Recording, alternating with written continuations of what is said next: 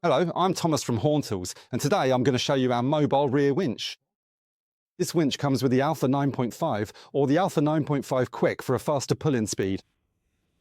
The whole thing is mounted using a 2-inch square tube that fits into a standard tow-hitch receiver, and I'll show you how that works now. To mount it, we'll remove the tow ball. And now we slide the 2-inch square tube into the receiver. Right, the winch is now inserted. It's best to do this with 2 people because it has a fair bit of weight to it.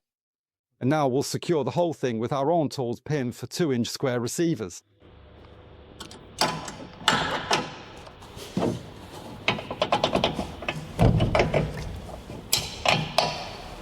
There, the winch is secured.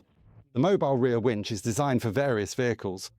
In the case of the Grenadier, we fitted the NATO plug here.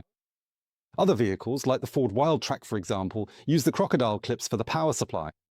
So that was a quick look at our mobile winch system. If you have any more questions, just give us a call or get in touch and we'll be happy to help.